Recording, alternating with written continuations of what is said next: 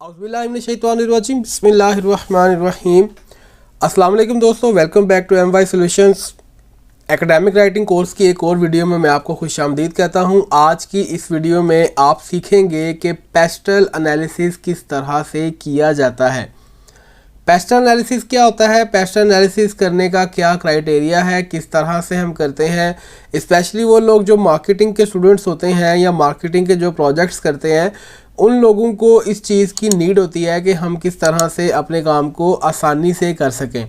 तो आज की इस वीडियो में आपको प्रॉपर एक मेथड सिखाया जाएगा जिसकी मदद से आप पेस्टल एनालिसिस इजीली कर पाएंगे। एट द एंड आपको एक असाइनमेंट भी दिया जाएगा। उस असाइनमेंट की मदद से आप जो काम सीख रहे हैं उसको अपनी प्रैक्टिकल लाइफ में करने के काबिल भी हो जाएंगे।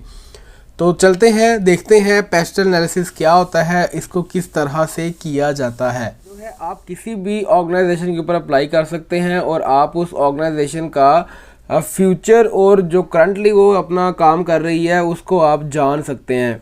जी हाँ, आप बिल्कुल ठीक समझ रहे हैं, ठीक आप सोच रहे हैं। उस टॉपिक का नाम है पेस्ट एनालिसिस या पेस्टल एनालिसिस। ये कुछ फोर्सेस होती हैं जो कि आपके बिज़नेस के ऊपर असरअंदाज होती हैं, जो आपके बिज़नेस को चेंज करने में आपकी बड़ी हेल्प करती हैं। अगर आपने कल को आपकी जो ऑर्गेनाइजेशन है इसने कहीं पर जाना है, किसी दूसरे कंट्री में जाकर काम करना है, किसी दूसरे एरिया में जाकर काम करना है, तो वहाँ पर जाकर सबसे पहले वो उस एरिया को एनालाइज करते हैं। एनालाइज करेंगे इन फैक्टर्स की बेस पर। जो फर्स्ट पी है, P stand for political factor, कि जहाँ पर आप जाकर काम करने लगे हैं वहाँ का जो पॉलिटिकल सिस्टम है वो कैसा है।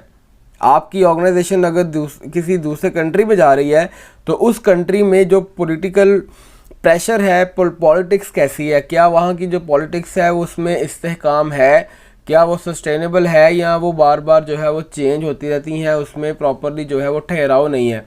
तो ये आपने उसको पॉलिटिकली आपने उसको जज करना है। देन आता है इकोनॉमिकली, कि वहाँ के जिस एक कंट्री में, जिस एरिया में जाकर आपकी ऑर्गेनाइजेशन काम करना चाह रही है, तो क्या वहाँ की जो इकोनॉमिक सिचुएशन है वो इस काबिल है कि वहाँ पर जाकर कारोबार शुरू किया जा सके।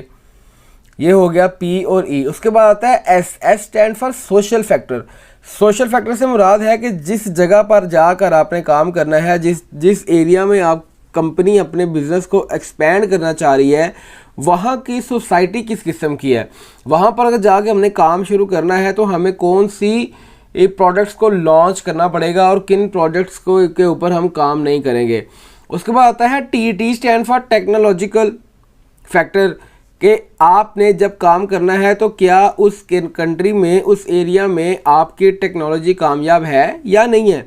आपकी टेक्नोलॉजी भी इस काबिल होनी चाहिए कि आप वहाँ पर जाकर काम कर सकें, या अगर आपने वहाँ पर जाकर अगर आपने अपने बिज़नेस को ऑपरेट करना है तो इस पर्पज़ के लिए आपने वहाँ पर देखना है कि क्या वहाँ पर टेक्नोलॉजी की जो जितनी भी लवाजमात हैं वो अवेलेबल हैं, टेक्नोलॉजी के जितने परक्विजिट्स हैं क्या वो वहाँ पर अवेलेबल हैं कि नहीं है। उसके बाद आ गया E. E stand for environmental issues, environmental factors, तो क्या आप जहाँ पर जाकर काम करना चाह रहे हैं उस प्रॉपर एरिया का एनवायरनमेंट कैसा है, इन्वायरमेंट किस किस्म का है, क्या हम वहाँ पर जाकर अपना काम शुरू कर सकते हैं। अगर हम कर सकते हैं तो क्या हम वहाँ पर जाकर फैल सकते हैं, अपने बिज़नेस को फैला सकते हैं।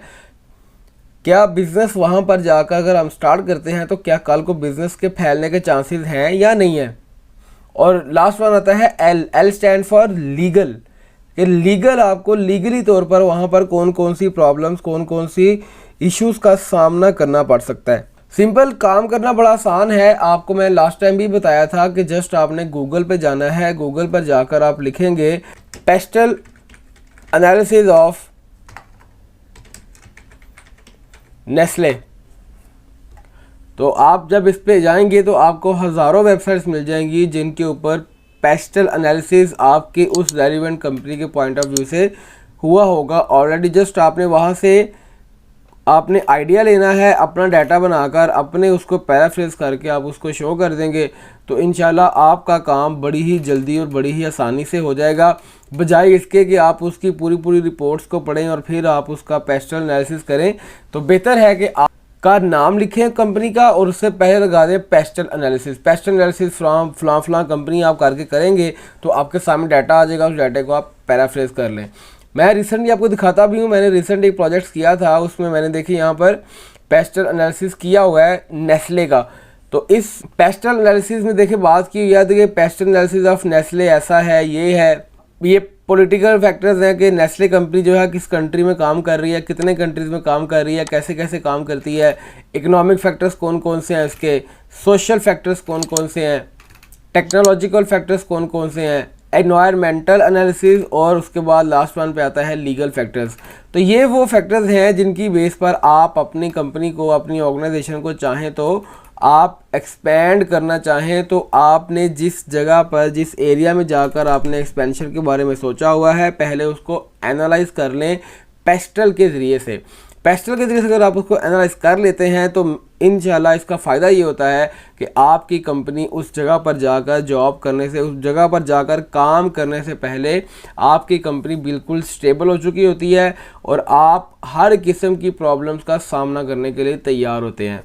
जी हाँ दोस्तों, आपने देखा पेस्टल एनालिसिस कैसे करते हैं, पेस्टल एनालिसिस करने का तरीकाकार क्या था, फिर सैंपल दिखाया गया आपको, और अब आपको ले चलता हूँ मैं, बात करते हैं असाइनमेंट आपने क्या करनी है। जी ये असाइनमेंट है, आपने पेस्टल एनालिसिस करना है एप्पल इनकॉर्पोरेशन का, 3 पेजेस का ये होगा, 8 से 10 आपने रेफरेंस इस्तेमाल करने हैं और APA फॉर्मेटिंग स्टाइल होगा।